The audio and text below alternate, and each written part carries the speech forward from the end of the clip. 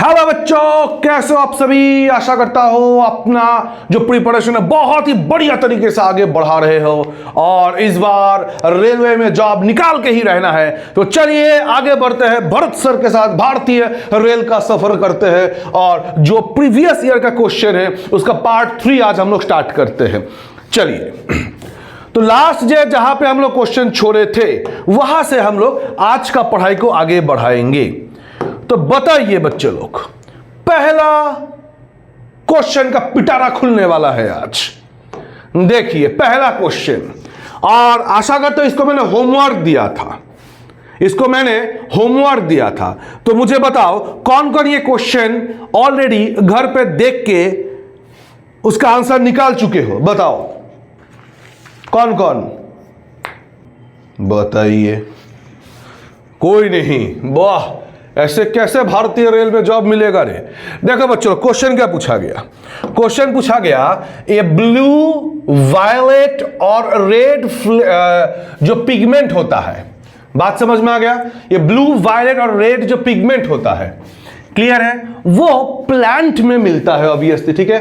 ये found in plants is due to the presence of, किसके उपस्थिति के कारण। देखेंगे जो पेड़ होता है ना, जो पौधा होता है, उसमें भैया क्या होता है, नीला, बैंगनी और लाल कलर का जो पिगमेंट होता है वो किस लिए मिलता है, बताओ किसके प्रेजेंस के कारण। तो हमारे सामने कुछ कुछ ऑप्शन है। एक कैरोटीन हो गया, समझ में आ गया। एक क्या हो जाएगा बच्चों लोग, पढ़ लो एक बार। कैरोटीन हो गया, एंथोकाइनिन हो गया, समझ में आ गया। अच्छा एक बात बताओ, क्लोरोफिल नाम तो सुने होंगे कहीं ना कहीं, तो बताओ क्या क्लोरोफिल इसका आंसर होगा। देखो क्लोरोफिल मेनली किस में काम आता है, क्लोरोफिल बचपन से पढ़ते आ रहे, फोटोसिंथेसिस में काम आता है। और क्लोरोफिल के प्रेजेंस के कारण क्या होता है भाई, यहां पे देखो कुछ कुछ भैया क्लोरोफिल के बारे में अगर देखेंगे, देखो क्लोरोफिल, ठीक है, क्लोरोफिल क्या होता है। पहली बात क्या होता है, कोर है, फोटोसिंथेसिस के पिगमेंट, कोर पिगमेंट है, ये चाहिए ही चाहिए। बात समझ में आ गया, तब जाके हम लोग क्या कर सकते हैं, फोटोसिंथेसिस कर सकते हैं। फोटोसिंथेसिस तो पता होगा क्या होता है, पता है ना। जैसे कि भैया पेड़ जो होता है, ट्री जो होता है, अपना खाना खुद ही क्या करते हैं, बनाते हैं। बात समझ में आ गया क्या बोला मैंने।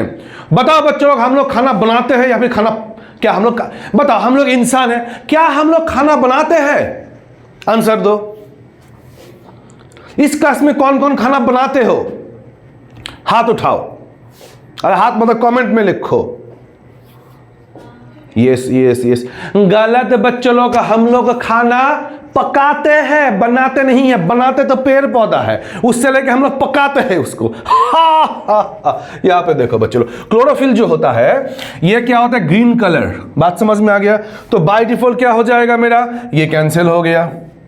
बाय डिफॉल्ट क्या हो जाएगा, कैंसिल हो गया। अब आते हैं हम लोग भैया, ये देखो इसमें ये क्या है भाई, ये है क्या चीज, ये भी कहीं ना कहीं हमको चाहिए किसके लिए, लाइट को। किसके लिए बच्चे लोग, लाइट को हार्वेस्ट करने के लिए, मतलब समझ में आ गया। लाइट को जो ट्रैप करेंगे हम लोग किसमें, फोटोसिंथेसिस के टाइम लाइट को जो ट्रैप करेंगे उसके लिए हमको ये वाला पिगमेंट चाहिए। बात समझ में आ गया। तो कहीं ना कहीं हमारा ये भी कैंसिल हो गया, कहीं ना कहीं हमारा ये भी कैंसिल हो गया।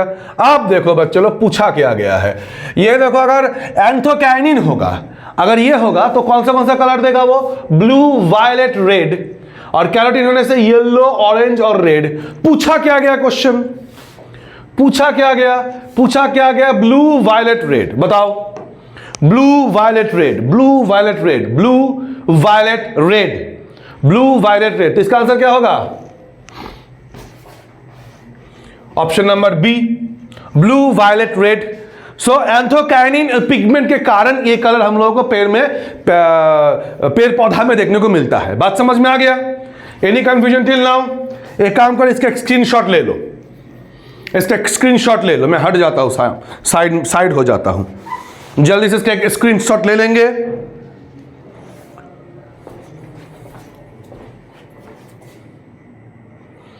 ले लिए होंगे बच्चे लोग। चलिए इसको याद करने का प्रयास करना। क्लोरोफिल तो याद हो ही गया, बचपन से पढ़ते आ रहे हो। क्लियर है बच्चे लोग। तो ब्लू, वायलेट, रेड और येलो अगर बात करेंगे हम लोग, बात समझ में आ गया। एक चीज देखो ना यहां पे, ए बी, इसको ऐसे याद कर लो, बात समझ में आ गया। BVR, PVR जाते हो, PVR मूवी देखने के लिए, PVR जाते हो ना मूवी देखने के लिए, PVR, इसको B कर लो, BVR, B से क्या होगा हमारा ब्लू होगा, V से वायलेट होगा और रेड होगा, BVR, PVR से BVR याद कर लो। बात समझ में आ गया। और A के बाद B आता है, इसको ऐसे याद कर लो, A के बाद B आता है, A के बाद B आता है, PVR, BVR, PVR, BVR। बात समझ में आ गया। और बाकी जो बचा तो बचा, ये तो बाय डिफॉल्ट याद हो गया, तो इसको याद करने की जरूरत है नहीं, तो बाकी ये याद कर लेना। यहां तक क्लियर है तो आगे बढ़ू। Any confusion till now? नहीं? चलिए तो बच्चा लोग आगे बढ़ते हैं। Next, which of the following chemical reaction, रसायन शास्त्र केमिस्ट्री का क्वेश्चन है। Which of the following chemical reaction is always endothermic in nature. भैया क्वेश्चन क्या पूछा गया? क्वेश्चन क्या पूछा गया बच्चे लोग? Endothermic in nature. बात समझ में आ गया?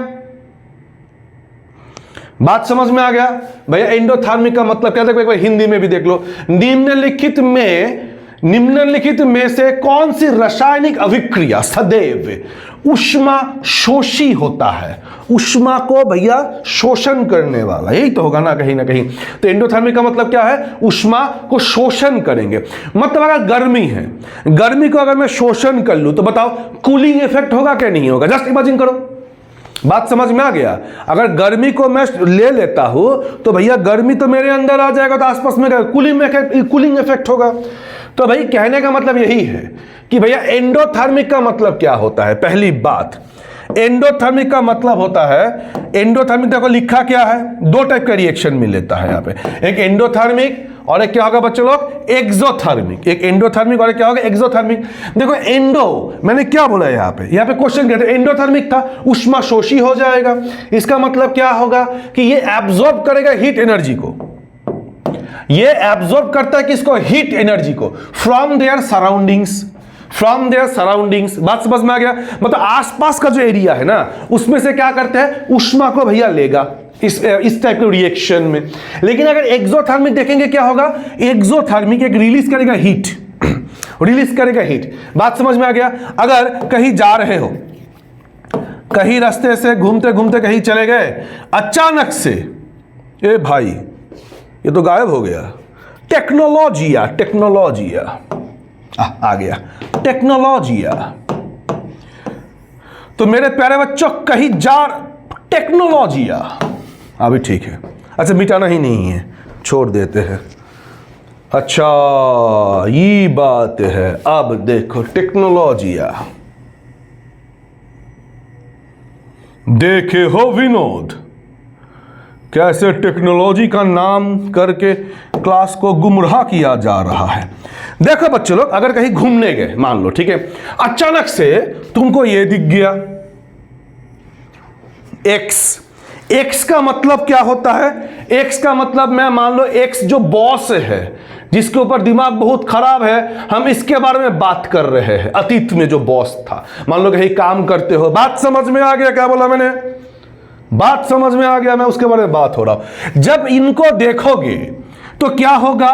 रिलीज होगा, हीट होगा क्या नहीं होगा? बॉडी से क्या होगा? दिमाग गर्म होगा क्या नहीं होगा? तो भैया एक्सोथर्मिक में क्या होगा? हीट रिलीज होगा। जब हीट रिलीज होगा तो क्या होगा? सराउंडिंग्स क्या होगा? हीटिंग इफेक्ट होगा। हीटिंग इफेक्ट होगा क्या नहीं होगा? बात समझ में आ रहा है? Any confusion till now? Clear है? मैं एग्जांपल लिख दूंगा सारा, ठीक है, फिलहाल के लिए देख लो। अब यहां पे आओ, यहां पे आओ बच्चा लोग, सीधी बात, ठीक है। पहला वाला देखो, बोला क्या? एंडोथर्मिक। एंडोथर्मिक में क्या होता है? ठंडा इफेक्ट होगा, गर्मी इफेक्ट होगा? ठंडा होगा। बात समझ में आ गया? तो भैया यहां पे लिखा क्या है? देखो कभी कभी हिंदी वाला वर्ड जो होता है ना, इंग्लिश से इजी हो जाता है, और कभी कभी इंग्लिश वाला वर्ड हिंदी से इजी हो जाता है। तो भाई यहां पे एक बार देख लो अच्छे से, क्या देखना है भाई? पहला क्या बोला गया? कंबस्शन रिएक्शन, यही तो बोला गया है, दहन। दहन, बात समझ में आ गया? अगर किसी चीज का दहन करोगे, बताओ एनर्जी रिलीज होगा, कूलिंग इफेक्ट होगा, या ऊष्मा लगेगा, मतलब गर्मी लगेगा। बताओ एक बार। तो भैया सीधी बात अगर बात करेंगे, वो हीट रिलीज करेगा तो हीटिंग इफेक्ट होगा। हीटिंग इफेक्ट होगा कि नहीं होगा बताओ? अगर हीटिंग इफेक्ट होगा, समझ रहे हो विनोद? देखे हो विनोद? बच्चा लोग, अगर ये हीटिंग इफेक्ट होगा तो ऑब्वियसली ये हमारा आंसर नहीं होगा, ये हमारा आंसर नहीं होगा। बात समझ में आ गया? वाह, आया समझ में।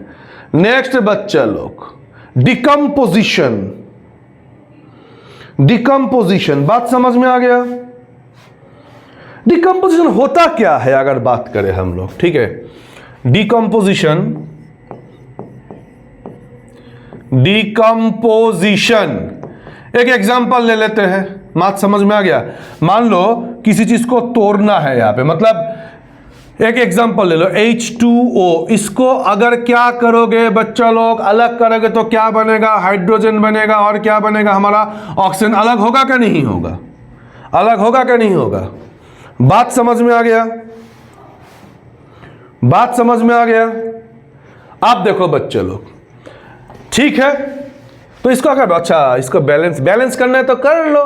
देखो भैया उतना जरूरत है नहीं अभी बैलेंस करने का, यहाँ पे चाहो तो फिर भी करो। देखो कितना ऑक्सीजन है, 2 ऑक्सीजन है, यहाँ पे 1 ऑक्सीजन है, यही तो हुआ ना। तो यहाँ पे 2 लगा दो तो 2 ऑक्सीजन हो गया, यहाँ पे 2 लगा दो 4 हाइड्रोजन हो जाएगा, दोनों तरफ बैलेंस हो गया। ये सब बात का टॉपिक अभी नहीं देखना है, ठीक है? यहाँ पे देखो डिकम्पोजिशन ये होता है, मान लो कि हमको एक चीज को तोड़ के 2 पार्ट में डिवाइड करना, डिकम्पोजिशन। डिस्प्लेसमेंट क्या है बताओ? डिस्प्लेसमेंट, डिस्प्लेसमेंट, चलिए डिस्प्लेसमेंट मैंने ये ऊपर बता रहा हूं अभी। बात समझ में आ गया क्या बोला मैंने? क्योंकि ये तो PYQ सीरीज है, मैं मान के चलूंगा कि मैक्सिमम चीज पढ़ के बैठे हो, बाकी ये सब तो हम लोग क्लास में पढ़ेंगे ही। डिस्प्लेसमेंट ना, डिस्प्लेसमेंट, डिस्प्लेस, देखो भैया नाम से पता चला डिस्प्लेस करना है, विस्थापन करना है, विस्थापन, डिस्प्लेसमेंट। जैसे कि मान लो जिंक, एक एग्जांपल ले लो, एक एग्जांपल तो जिंक एंड कॉपर ऑक्साइड का कोई रिएक्शन करना है। अगर हम लोग जिंक और कॉपर ऑक्साइड का कोई रिएक्शन करेंगे तो क्या निकलेगा यहां से? जिंक और कॉपर ऑक्साइड का कोई हम लोग रिएक्शन करते हैं तो बताओ। अच्छा, जिंक ऑक्साइड निकलेगा, वेरी गुड। देखो हुआ ना डिस्प्लेस, ये ऑक्सीजन यहां पे डिस्प्लेस हो जाएगी इसके साथ, जिंक ऑक्साइड और कॉपर अलग हो जाएगा, यही तो होगा, यही तो होगा ना, डिस्प्लेस हो गया। हुआ क्या नहीं हुआ? डिस्प्लेस। बात समझ में आ गया? डिस्प्लेसमेंट। नेक्स्ट अगर बात करें कॉम्बिनेशन रिएक्शन, नेक्स्ट क्या है बच्चे लोग हमारे? Combination reaction. कॉम्बिनेशन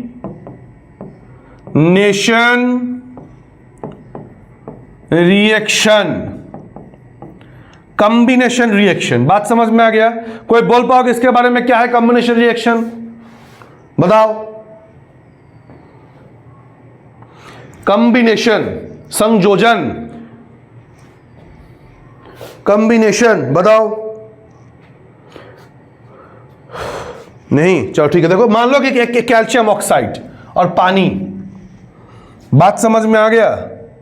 ये सब पढ़ेंगे धीरे धीरे आराम से, फिलहाल देख लो, क्योंकि PY की सीरीज है। मोटा मोटी एक मैं होता है ना, एक धारणा देने का प्रयास कर रहा हूं यहाँ पे। चलो कैल्शियम ऑक्साइड और पानी, कैल्शियम ऑक्साइड और वाटर। बात समझ में आ गया बच्चे लोग? देखो कैल्शियम ऑक्साइड, वेरी गुड, और वाटर, ये क्या हो जाएगा? कैल्शियम हाइड्रोक्साइड, यही तो होगा। क्या लिख रहे हो? समझ में नहीं आ रहा है? अरे भाई देखो सीधी बात बता रहा हूं, जो ऑलरेडी साइंस बैकग्राउंड से नहीं हो उनको ये सब समझने में, ये चीज समझने में प्रॉब्लम होगा। बात समझ में आ गया? ये चीज हम लोग जब पढ़ेंगे, बात समझ में आ गया? फिलहाल तो PYQ करा रहा हूं ना, तो कुछ एक चीज समझाने का प्रयास कर रहा हूं मैं। बात समझ में आ गया क्या बोला मैंने? ये चीज कुछ बच्चों को समझ में नहीं आएगा, फिर भी ये कैसे हुआ, क्यों हुआ, ये सब तो देखना है हम लोगों को। बात समझ में आ गया? तो क्या हो जाएगा, कैल्शियम हाइड्रोक्साइड हो जाएगा। जो भैया साइंस बैकग्राउंड से नहीं, उनको थोड़ा सा इसको समझने में प्रॉब्लम होगा। बात समझ में आ गया? लेकिन अभी PYQ सीरीज चल रहा है, तो हम लोग आइडिया देने का प्रयास कर रहा हूं मैं, ठीक है। तो ये कॉम्बिनेशन रिएक्शन देखो ना, दोनों क्या हो गया, ये देखो भैया सीधी बात। अच्छा, आसान भाषा में देखो, डिस्प्लेस हुआ कि नहीं हुआ, इसमें हुआ, इसमें कंबाइन हुआ कि नहीं हुआ, हुआ। बात समझ में आ गया? बात समझ में आ गया?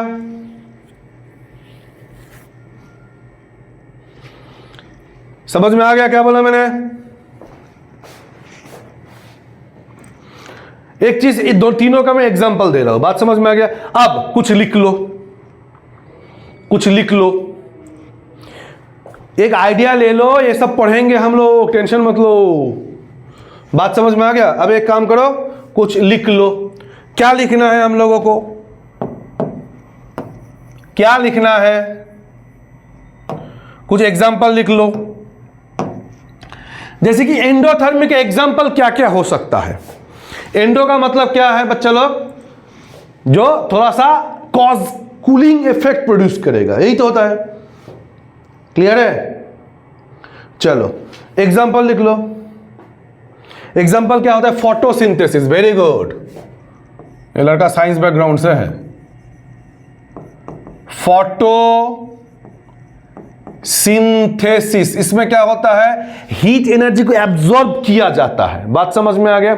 हीट एनर्जी को एब्जॉर्ब किया जाता है। उसके बाद बताओ, जब हम लोग बर्फ जब पिघलता है तो क्या होता है, वो आसपास से क्या करता है, आसपास से जो एनर्जी को लेता है, लेता है कि नहीं लेता है? जब एनर्जी लेगा तब जाके क्या हो जाएगा, मतलब यही तो बोला ना मैंने कि एनर्जी वो क्या करेगा, बर्फ पिघलता क्यों है, क्योंकि आसपास से वो क्या करता है, एनर्जी लेता है। जब लेगा तो क्या होगा, आसपास में कूलिंग इफेक्ट होगा। तो मेल्टिंग ऑफ आइस, ये भी लिख सकते हो, melting of ice, melting of ice. बात समझ में आ गया? ये चीज मैं आगे अच्छे से पढ़ाऊंगा, इसको टेंशन मत लो, ठीक है। इस चीज को मैं बार बार कर, इसको लेकर टेंशन मत लो। चलिए, अब एग्जाम कुछ दिन बाकी है, इसीलिए इस सीरीज हम लोग चला रहे हैं। जब हम लोग पढ़ेंगे जीएस सब्जेक्ट डिटेल में, तब देखना कोई भी डाउट नहीं रहेगा, ठीक है। मेल्टिंग ऑफ आइस, ये चीज समझ में आ गया अभी कैसे हो रहा है melting of ice? Yes sir, melting of ice. Okay, evaporation. Next क्या होगा बच्चे लोग, इवापोरेशन। इवापोरेशन, इवापोरेशन क्या होता है? इवापोरेशन होता क्या है? बॉइलिंग पॉइंट क्या होता है? देखो, एक वाटर का बॉइलिंग पॉइंट कितना होता है? वाटर का बॉइलिंग पॉइंट होता है 100 डिग्री सेंटीग्रेड। बात समझ में आ गया? 100 डिग्री सेंटीग्रेड में आके वाटर क्या होता है, बॉइल करना स्टार्ट होता है।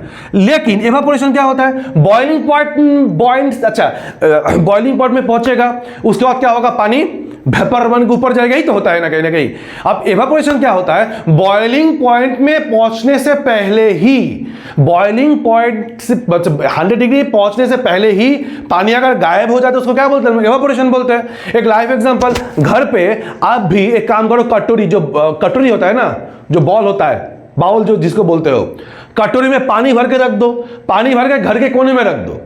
धीरे धीरे देखना क्या होता है, पानी गायब होता है। उसमें उंगली डाल के देखो, देखना 100 डिग्री सेंटीग्रेड टेम्परेचर नहीं है।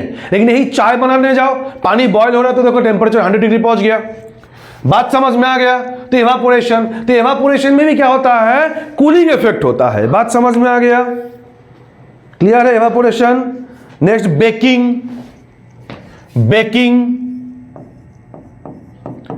जब खाना पकाते हैं तो क्या होता है, खाना आसपास से क्या होता है, देखो ये तुम्हारा क्या होता है, ये हीट किस में देते हो, कढ़ाई में, और कढ़ाई के अंदर खाना रहता है, तो वहां से वो क्या करते हैं, हीट को लेते हैं, लेने के बाद खाना पकता है। बात समझ में आ गया? बेकिंग। नेक्स्ट, हाँ very good, electrolysis of water. Next क्या हो जाएगा, electrolysis of water. Electrolysis of water कुछ नहीं होता है बच्चों लोग, यही है, ये एग्जांपल दिया ना मैंने, डिकम्पोजिशन में एक एग्जांपल दिया, ये पानी को तोड़ के हाइड्रोजन ऑक्सीजन बनाना, ये क्या हो जाएगा, इलेक्ट्रोलाइसिस ऑफ वाटर। बात समझ में आ गया, इलेक्ट्रोलाइसिस ऑफ वाटर। तो बच्चों का आंसर मिल ही गया हम लोगों को, समझ में आ गया, तो डिकम्पोजिशन आंसर हो जाएगा क्योंकि ये एंडोथर्मिक है। बात समझ में आ गया, फिर भी लिख लो कुछ कुछ। क्लियर है? चलिए इलेक्ट्रोलाइसिस ऑफ वाटर लिख लिए।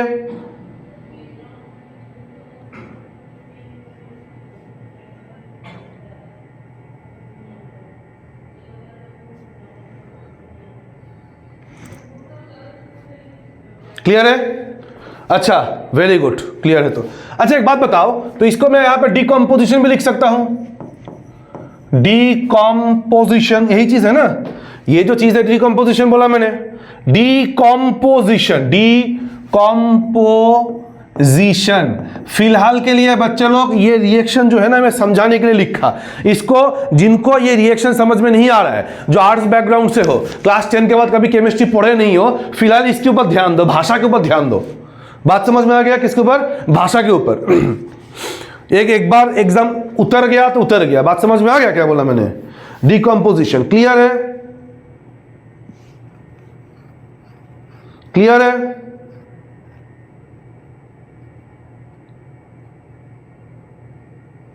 क्लियर है?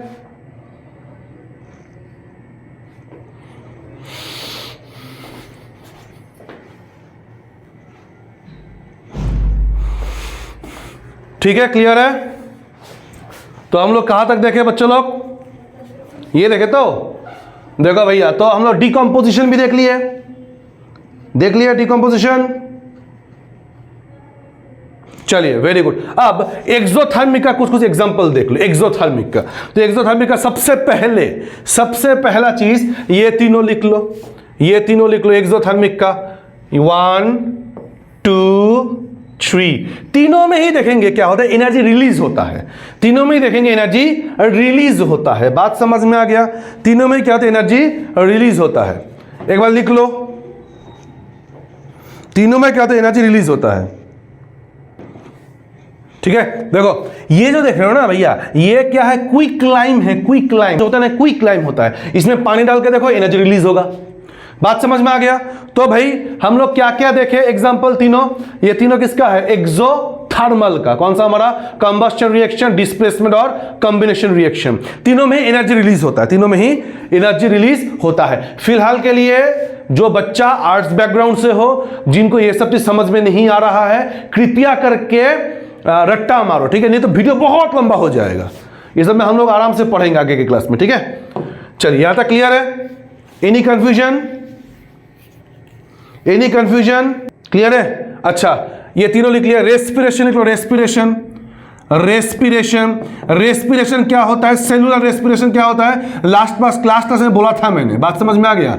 सेलुलर रेस्पिरेशन क्या होता है, उसमें एनर्जी रिलीज होता है कि नहीं होता है? सेलुलर रेस्पिरेशन में देखो हम लोग क्या बोले थे, ग्लूकोज जो होता है H12O6, लास्ट डे का जो लेक्चर है पार्ट 2 में देख लेना। ये ऑक्सीजन की मदद से टूटता है, टूटने से क्या होता है, कार्बन डाइऑक्साइड बनता है, वाटर बनता है और एनर्जी बनता है, हो रहा है एनर्जी रिलीज। बात समझ में आ गया क्या बोला मैंने? ये हम लोग लास्ट क्लास में देख चुके हैं already. Any confusion till now? तो इसका आंसर देख लिया हम लोगों ने। आंसर क्या होगा बच्चे लोग? इसका होगा डिकम्पोजिशन, ठीक है, डिकम्पोजिशन। चलिए मेरे प्यारे बच्चों आगे बढ़ते हैं जिंदगी में। चलिए देखिए नेक्स्ट अगर देखेंगे हम लोग, नेक्स्ट क्वेश्चन क्या है, next यक्षगन is a folk dance associated of which Indian state? किस राज्य से यक्षगन जो होता है लोक नृत्य सॉरी यक्षगन लोक नृत्य किस भारतीय राज्य से संबंधित है? बताओ इसका आंसर क्या होगा? केरला है, कर्नाटका है, तमिलनाडु है, आंध्र प्रदेश है। यक्षगन बताओ। चलो एक लड़का ने सही आंसर दिया है, ये कर्नाटक है। कहाँ का होगा बच्चे लोग? कर्नाटक है। बच्चे लोग समझ में आ गया, ये कर्नाटक से बिलोंग करता है, कर्नाटक का। चलिए आशा करते हो क्लियर है। चलिए बच्चों लोग नेक्स्ट क्वेश्चन में क्या बोला गया, इन्वेंशन और डिस्कवरी साइंटिस्ट का नाम। ठीक है, देखो यहां पे अच्छा थोड़ा सा खिचड़ी पक गया है, कोई बात नहीं। यहां पे देखो ये भैया एक साइंटिस्ट का नाम दिया हुआ है। यहां पे बच्चा लोग यहाँ पे क्या है, साइंटिस्ट का नाम, वैज्ञानिक का नाम दिया हुआ है। बात समझ में आ गया? तो हमको ये मैच करना है, मैचिंग करना है। बात समझ में आ गया? मैचिंग करना है इसको। देखो यहाँ पे क्या बोला गया है, नंबर 1 में जे थॉमसन को बोला गया है, उसके बाद माइकल फैराडे बोला गया है, नेक्स्ट अल्फ्रेड नोबेल को बोला गया है, और रदरफोर्ड को बोला गया है, रदरफोर्ड। बात समझ में आ गया? रदरफोर्ड को बोला गया है। तो भाई सीधी बात, ये दोनों डायरेक्ट तो भैया पढ़ चुके हो कहीं ना कहीं, ये लोग तो पढ़ चुके हो ना, ये तो पता होगा। इलेक्ट्रॉन का डिस्कवरी कौन किया बताओ? इलेक्ट्रॉन का डिस्कवरी कौन किए? इलेक्ट्रॉन का डिस्कवरी कौन किए बताओ? इलेक्ट्रॉन का discovery J Thomson. Very good, J Thomson. ठीक है। अच्छा, अगर इलेक्ट्रॉन का डिस्कवरी जे थॉमसन ने किया है तो आर का ए हो गया। प्रोटॉन का कौन किया है? प्रोटॉन का रदरफोर्ड। Very good. अच्छा, उसको डायनामाइट का कौन किया? और डायनामो का कौन किए? ये सब पूछा जाता है एग्जाम में, लाइव एग्जाम्पल, PYQ है, प्रीवियस का क्वेश्चन है सब। बताओ